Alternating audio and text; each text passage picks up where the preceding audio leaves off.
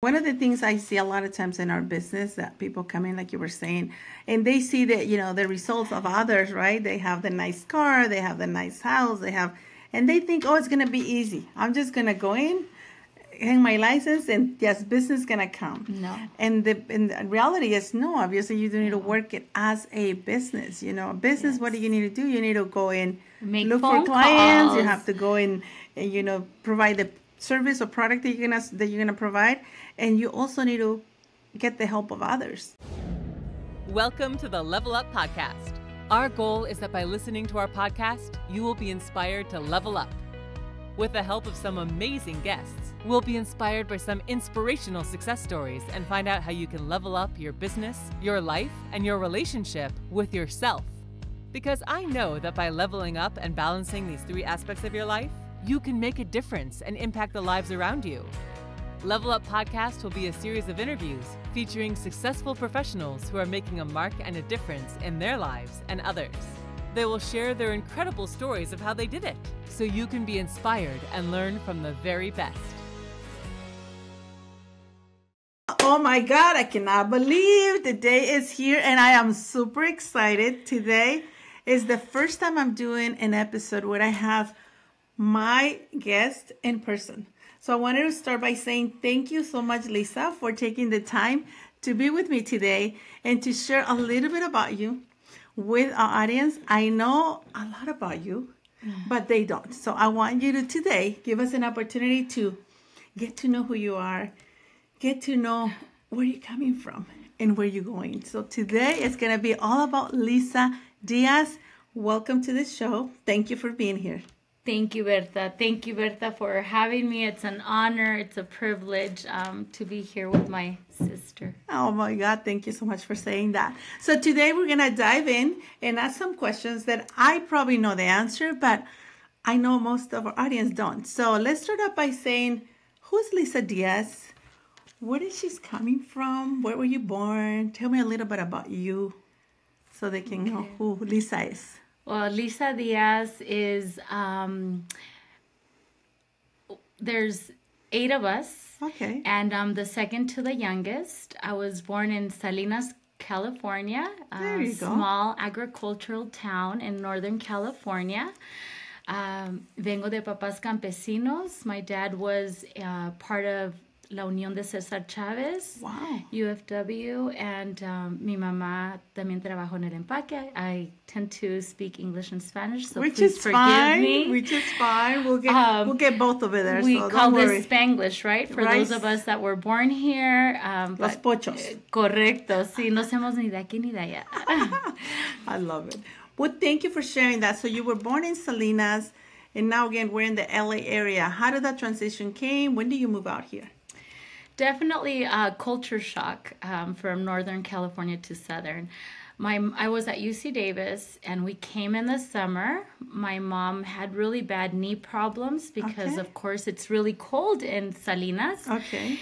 And so we came to visit her sister. Long story short, she said, "Mija, me siento muy bien. Te moverías para el sur de California." And at that time, I was going to UC Davis, and I said, "Well, si se siente bien, mamá, let's go for it." Wow.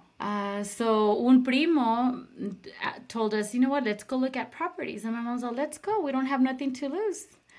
Wow. And this was June of 1996. Okay. We went around his neighborhood, saw house for sale by owner, Mr. and Mrs. Bickle, I'll never forget.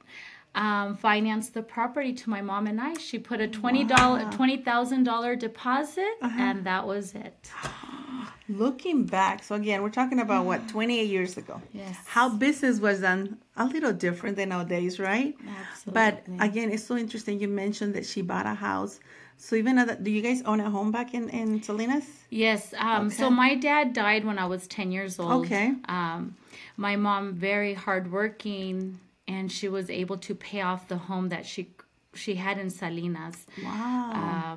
And so she owned that home free and clear, and so she sold it to one of my brothers.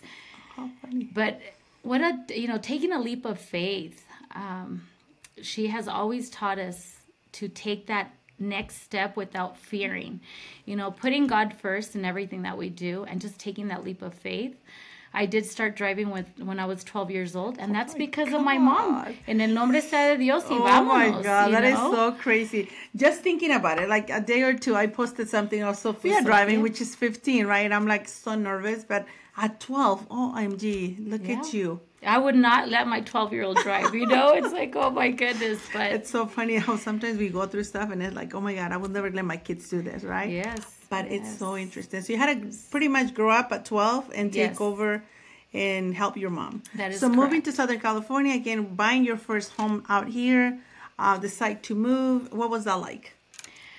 Definitely talk about a leap of faith, right? Coming to a whole new culture. It made it really easy because when we went to the bank, I already had a job. The lady that did the notary paperwork was a branch manager, and she actually offered me a job right there and then. So you moved out here with a job already lined up. Correct. That is so interesting. Correct, yes. So you moved, you started going to school. Do you continue with the school? I continued going to school here. So instead of going to UCR, I said, you know what, let me just finish my undergrad at RCC. So I finished there and I did a whole career change. I was in the banking industry. I moved up the ladder very quickly and I decided to stay in finance. That's what I was gonna go next. So do you think that part of getting at that age, that young, having to get into and helping your mom with that buying of the house process and the whole experience, would you think that had something to do with you getting into this industry? As I reflect on that, absolutely. You know, it opened another possibility I never thought. I went to school to become a teacher. I wanted to go back to Salinas and teach. I thought you mentioned law. What happened to that? So I did pre-law. I did some mock trials at Santa Clara Law University. However, I did an internship. And so things changed a little bit and I decided to teach. So you wanted to be a teacher? Yes. That is beautiful. Yes. You could have been an amazing teacher. We do. You could have been an amazing teacher. We teach our clients. But I'm saying with little kids because you have such a good personality, very patient, very thorough when it comes to, showing our clients and all that. So you could have been an amazing teacher. But we are teachers, definitely. Yes, in our business, I feel like we definitely have such a big role in terms of educating our community and just showing them the way of becoming homeowners and through the process, obviously, of our business. I think it shows. Yes. And you definitely have so much that I admire and so much that I see that you do for our community. Thank you for that. Now, moving into the career, as you said, you went into the banking. What else do you do? In the banking world? Mm-hmm.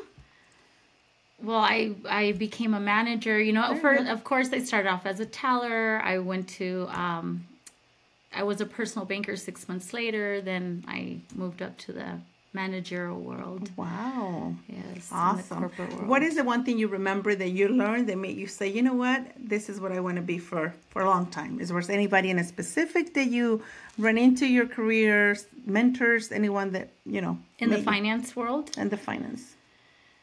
I love helping people. Okay. And I had a huge community of Hispanic clients, and I saw that there was a lot of need in our Hispanic community. Mm-hmm. So I felt like I was the source, the voice for our community in the banking world, and it gave me so much pleasure knowing that we were making a difference in people's lives with their biggest assets, which is their finance, whether it came to opening a new account or helping a new business owner with a business account and talking to them about credit. In this country, credit is everything. Right. And educating them on how important it was to build their credit. And then, of course, homeownership. That is awesome. You mentioned something that is really close to my heart, which is our Hispanic community. Mm-hmm. I think we both share that in terms of wanting that community to grow and have more presence in terms of business. I every time I speak to someone who's a business owner, just my heart lights up. I'm like, great, you are making a difference. You're not only showing the way for your kids, for your family, but you're also setting up an example for so many others that a lot of times they come in, as today we're talking about, we come in, we we go to school, we do all this stuff, and then we get too comfortable sometimes. Don't you think? Yes, absolutely. And again, when they go out and open that business, not only their kids get to see it, but again, their grandkids, the community, they see, wow, it's a Hispanic, owner. Yes. Let's support each other. Let's go, and eat at that restaurant, or, let's go and do something with that business so we can continue to show our support and encourage others to do the same. Absolutely. So definitely that's something also that you and I share. Tell me a little bit about family work. How do you balance those things? Because as a powerful woman that you are, I know, and we have talked about this in the past, but I wanted to share with our audience, how do you balance it? What do you do? I really think there's no such balance. Great. We do. Thank you, because that's exactly how I feel. Como mujeres, como socias que tenemos nuestro propio negocio, we're wives, we're daughters. I really don't think, before I used to want to know how these women did it when I was younger, and how do you have balance in your life? And as I've matured, I feel like we don't get old. We get matured. I love that right? word. As we mature, we learn to prioritize. We learn to know what is first in our life. And as for me, and I put God, my family, my business. And I think when we learn how to prioritize, everything else falls into place. And just know that for those women that are moms and wives and business owners, or work for an 8-to-5 job, just know that you're doing the best that you can with the resources that you have. And I think us women, we need to learn how to use our resources more often, learning to leverage. Yes. And asking for help, because most of the times we want to do it all. We don't want to miss a milestone in our kids' lives.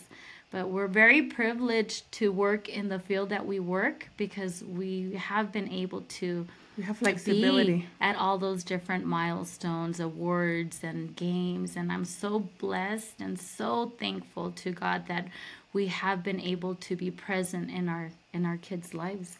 That is a beautiful answer. And you know what? Something that I remember answering one time when somebody asked me that is learning how to be in the moment. Yes. Because, again, we can be present sometimes, but we might be thinking of work if you're at the house. Or you could be at the office trying to get work done and you're thinking of the house. And, again, you're trying to do, like you said, too much at the same time. So I think being present, practicing that. For me, it's been obviously a challenge, because I'm always, and you have said it, multitasking, doing all three things sometimes at once. But being in the moment and just enjoying whatever you are, like whether you're at work, whether you're at home, try to enjoy that time, and embrace it. And do the best you can. Now, how do you, knowing what you know now, what would you tell your younger Lisa about life, about career? What would you tell your younger self? To do what makes her happy. Woohoo! I love that answer. To do what makes her happy. Sometimes I would say the majority of my life, I was a people pleaser. Wanting to please others before putting myself first. And so, and again, coming from a background where you're wanting to contribute and serve, but definitely do what makes you happy. So that's what you tell your younger self. Just do what you think it's going to make you happy. Now, as you have your kids and they're getting older, what is the advice you give them? Take risks. Take risk. If I could, travel, and I have a 19-year-old and an 18-year-old, and I tell them, stay focused in school. And once you guys are done with school, go travel the world. They're both dating, which I'm like, oh my goodness, it's a whole different season of my life to see that. But I tell them, focus on you, focus on your career. One of them, my daughter, she's like, Mom, I don't know what I want to do. I'm like, it's okay. It's okay to not know what you want to do. However, take your general ed. And so the advice I give my kids now is to focus, get your schooling out of the way, and go travel the world. For me, it's travel, definitely. I think, and you and I know how much I enjoy traveling. So for me, traveling is like a huge on my list. Because I feel like when you get to other places, visit other countries, learn other cultures, you open up yourself to a whole new world that you probably will never know if you've never left the place that you're in. And I have to thank Bertha for that. Why? Honestly, I mean, we've traveled together. Our families have traveled to Costa Rica, to La Paz, to... Yeah, we've taken many trips and more to come. Yes, and I never, honestly, my mom, ahorren. No gasten su dinero, ahorren. You know, la meta es pagar todo y quedarse sin deudas. And so I thank you so much for Bertha. Those memories have been priceless. My kids talk about that all the time. And that's what I was going to go there, because at the end of the day, we look back and the only thing we have is the memories. Memories we get to create with our kids, with our friends, with our loved ones. And those money can't buy, you know, like at the end of the day, you might have a lot of money, but if we're not able to enjoy it and create those beautiful memories with your kids, you know, you're going to regret. Yes. Talking about regrets, what is the one regret you have? Come on, share with us. Hi, there's quite a few. Okay, well, share. If I want to be honest and transparent, again, you know, not traveling. Honestly, traveling as before getting married. Having more fun. Yes. That's good. You know. Well, the funny thing, you know, that's what I tell my kids. Travel the world. Get to know the world before you settle in. And it's, again, it's interesting that you just said that. But any other regrets other than traveling? Which is still, you can make it up. Look. We have another 49 years, 50 years of traveling. So we're gonna have so much more time to just enjoy life. And with the maturity that you have nowadays, I guarantee you're gonna enjoy it in a different way. Absolutely. But any other regrets, career-wise? No, I love business, what I do. Anything? I've always said invest. I think honestly that's another one that I as people back in. When the market crashed, I was seeing people buy investments, and I'm like, oh my goodness. I had savings, but I didn't want to touch it because of security. Had I known what I know now, there you go. I would have So with somebody listening to us, and somebody either new in the business of real estate, as a loan officer, or even any type of business, investment, how important that is. Share with us. So I thank God. And I thank Bertha. We were having breakfast with another business partner, and he had a listing. And he shared over breakfast, hey, girls, I have this listing. It's a duplex. It's actually 2 homes in a lot. And Bertha's all, if you don't get it, I'm going to get it. And I'm like, okay. So we came back to the office, submitted the offer, and opened escrow the next day. And that has been such a blessing to own those 2 little homes, and then, you know, we've done a couple of other investments. Right. But honestly, if I could go back 10, that would be something you would 15, 20 years, I would have kept investing, it. So now my son, he's seen the potential there is, and he says, Mom, how soon can I buy my first investment? Amazing. So he's definitely excited to do that as soon as he has that money saved. There you go. He needs to save. And here's the thing, too. I feel like in our community, sometimes we wait for the perfect time.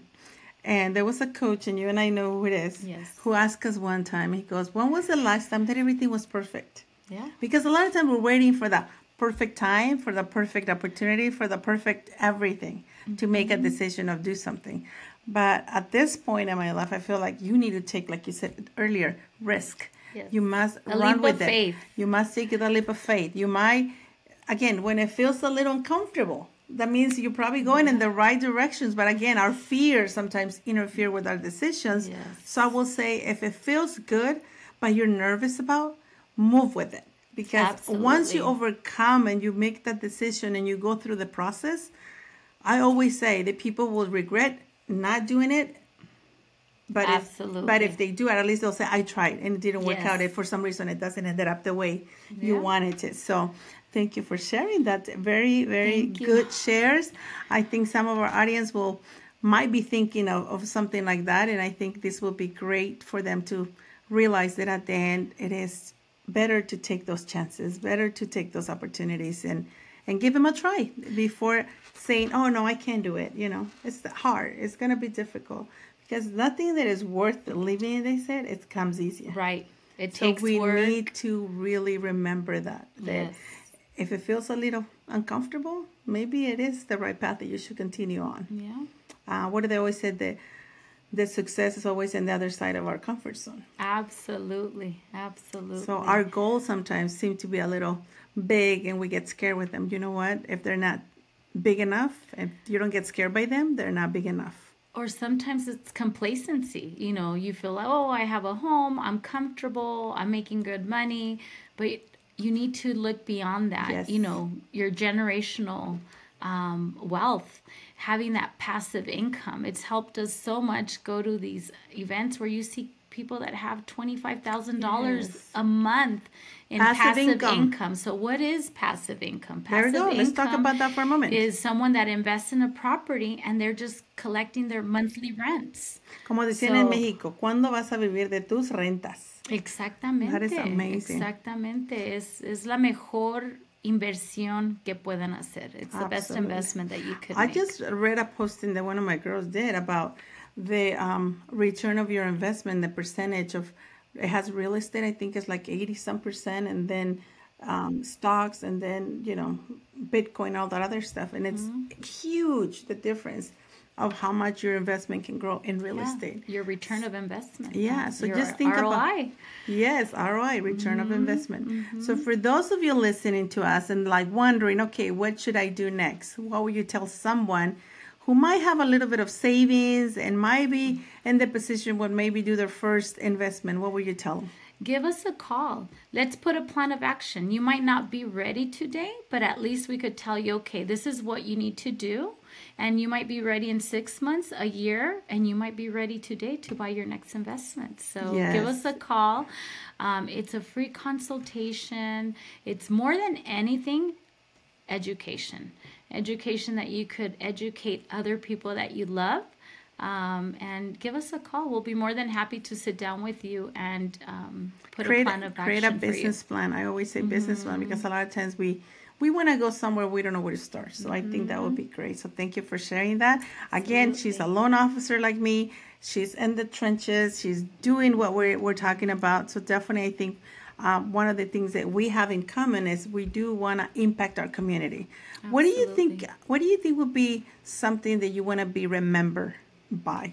Let's say 50 years from now, Lisa is gone. How do you want people to remember Lisa? The legacy that I would love to leave is, that I always came from love and contribution. Definitely, how can I help? How can you impact more people, more lives? How can I impact more lives and give hope to others? And again, my faith. I'm a huge believer, and everything that I do is, Father, if it's your will, may your will be done. Putting that faith in God. And even with the investment, as I submitted that offer, I said, Father, our family, our present, our future, and if it's your will, open the doors. And if it's not, close those doors. Same thing with our tenants. I pray every time we get a tenant, and there's so many people that, I'm telling you, it's definitely a renter's market. I pray for the perfect, not the perfect tenant, because nothing is perfect in life. Nothing. But the tenant that needs my help, and that I know that I need theirs as well, And so I've been very blessed during COVID.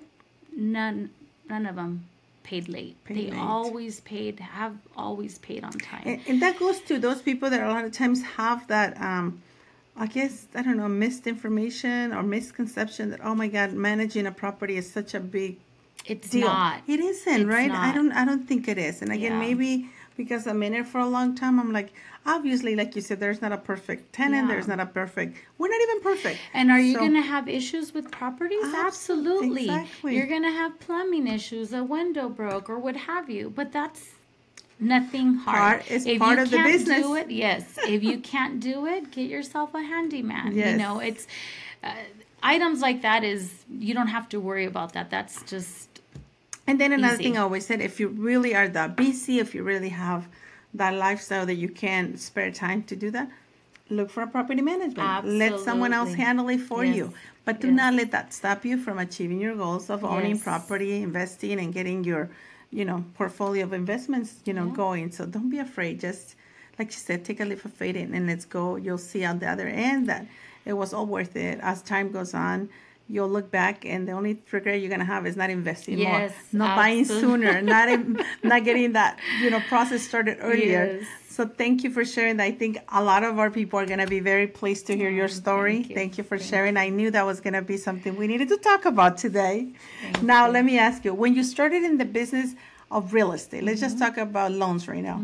What was the biggest challenge you faced when you started? Because I know you came from the banking and then went into direct lending, right? Correct. What was the biggest challenge you faced, or what was the one thing you remember, like, if I would have known this earlier, I would have done this a little differently?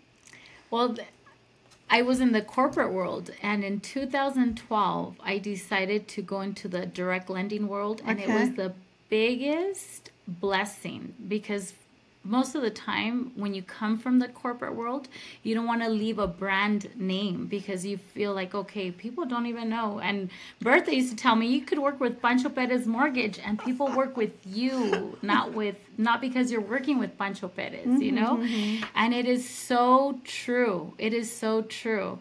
Leaving the corporate world was the best decision ever.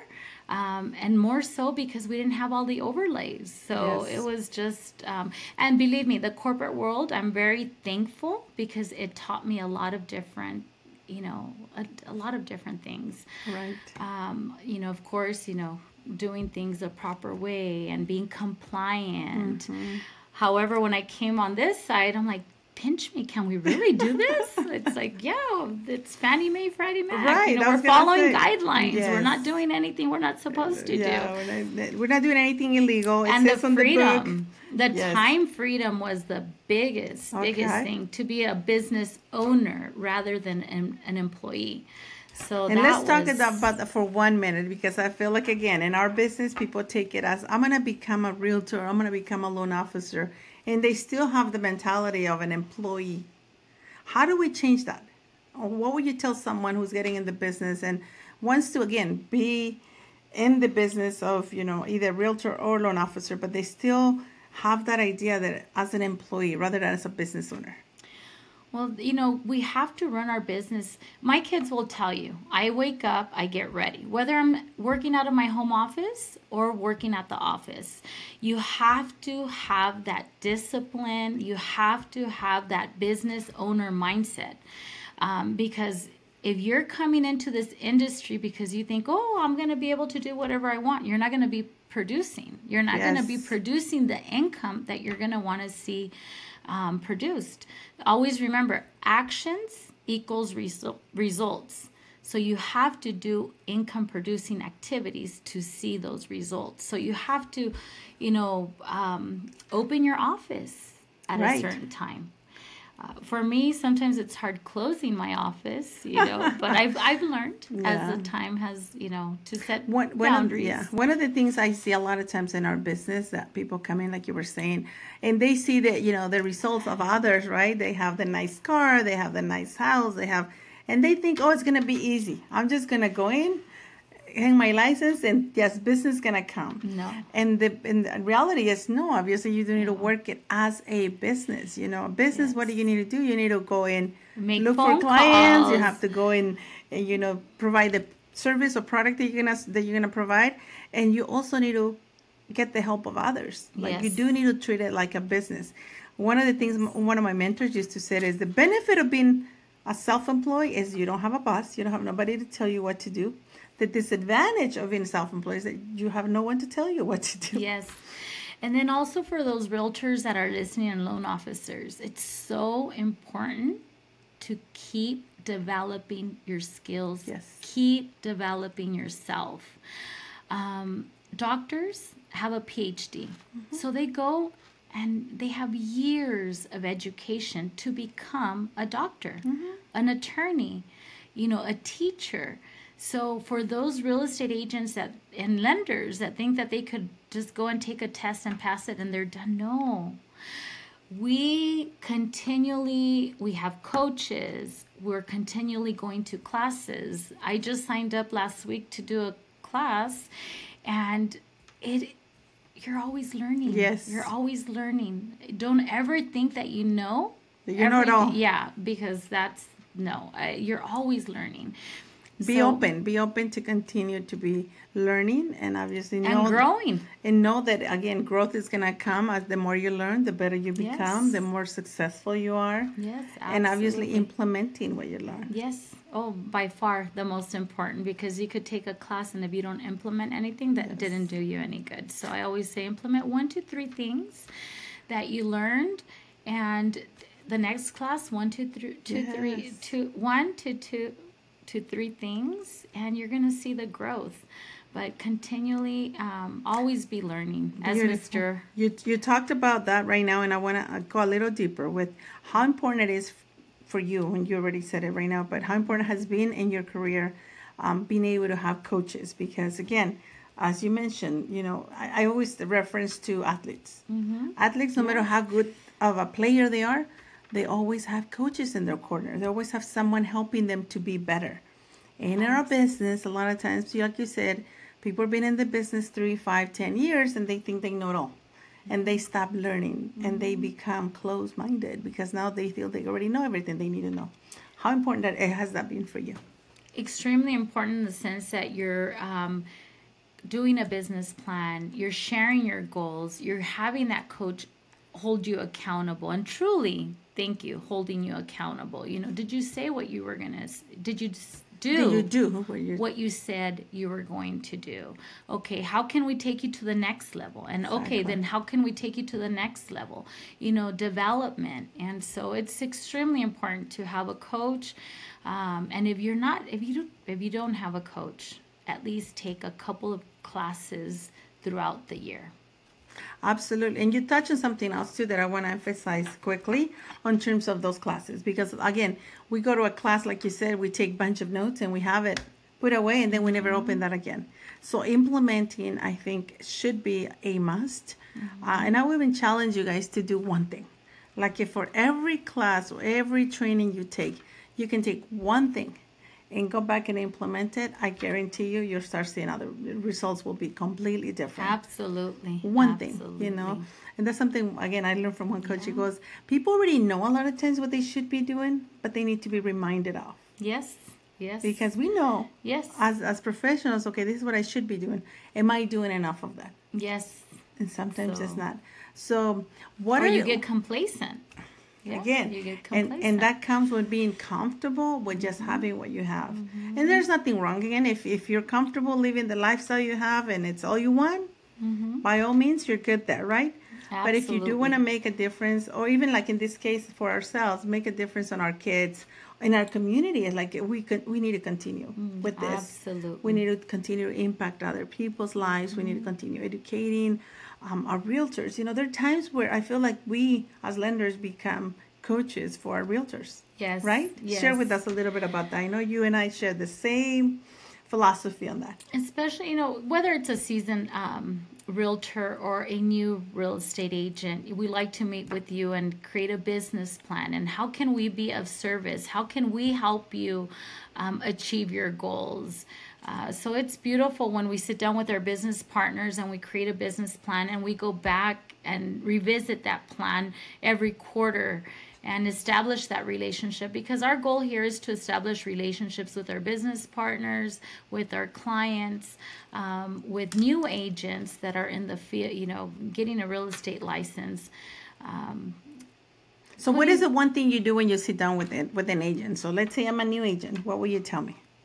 What made you get into real estate? Love it. And that's something that I think a lot of, even realtors sometimes, they get in for the wrong reasons. Absolutely. And we heard so many stories about getting to really go deep and say, okay, what am I doing this for? Because if you're doing it for the money, obviously, leave.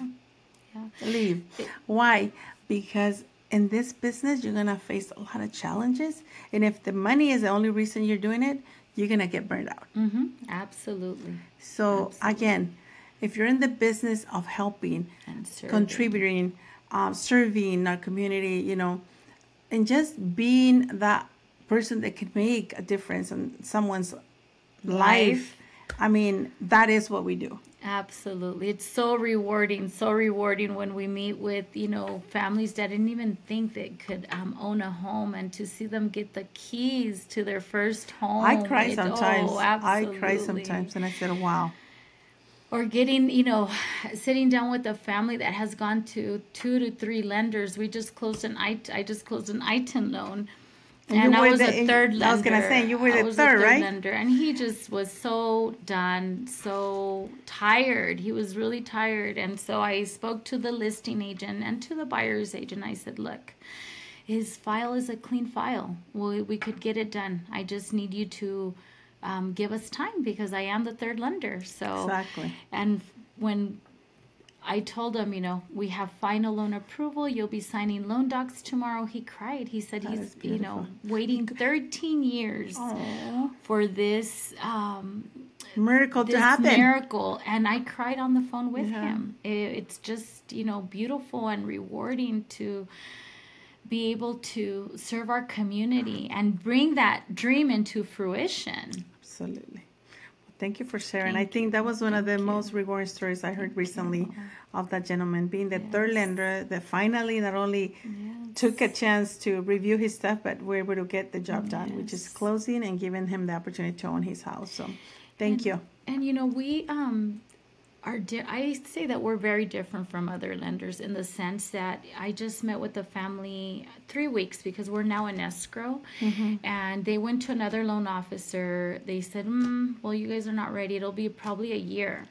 Oh, wow. And so this real estate agent said, Lisa, this family came to me with another lender, and unfortunately this lender turned them away. Can you just take a look at their file, their scenario? Wow. And so they were here. I met them for the first time last week, because we're in escrow right now. And we were able, so the wife has a low FICO score. He's 746 FICO. Wow. Self-employed. We're using 2 years tax returns. We took her off the loan, and we just kept him on the loan and got him pre-approved immediately.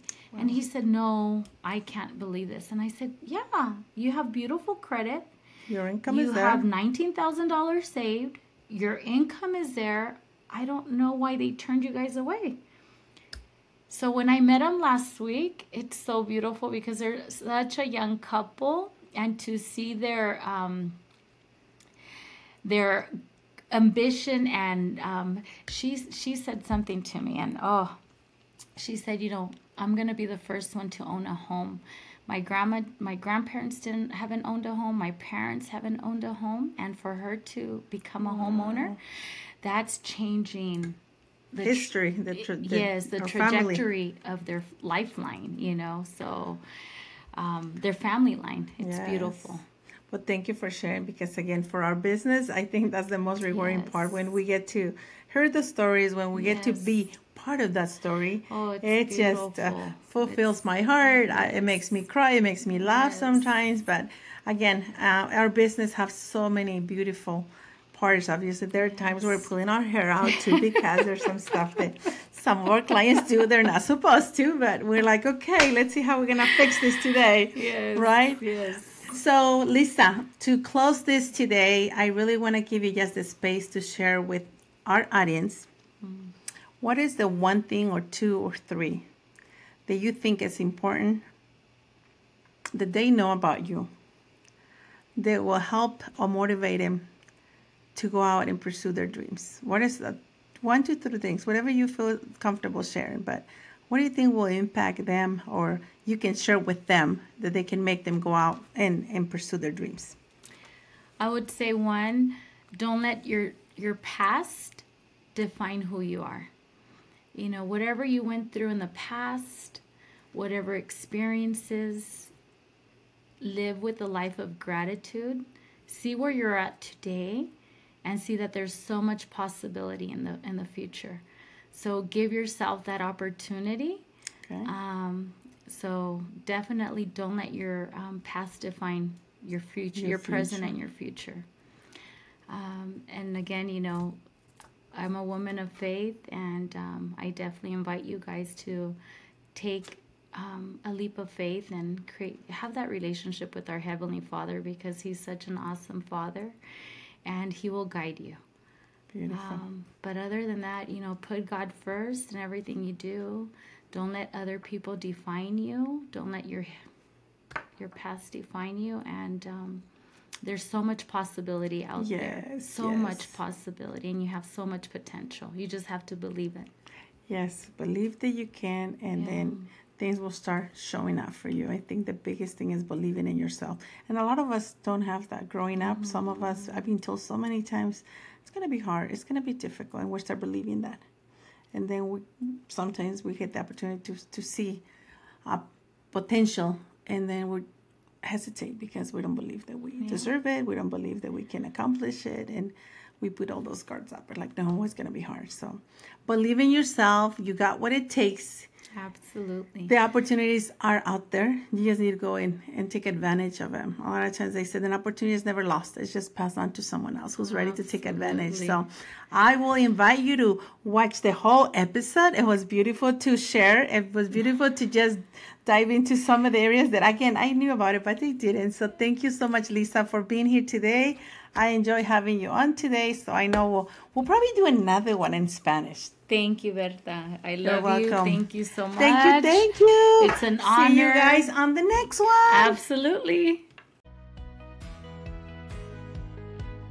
Thank you for listening to the Level Up Podcast. You can subscribe to the show on iTunes, Spotify, or anywhere else podcasts are found, so you'll never miss a show. While you're at it, if you found value in this show, you can leave a 5-star review on iTunes. Or if you'd simply tell a friend about the show, that would help us out too. Until next time, we hope you level up.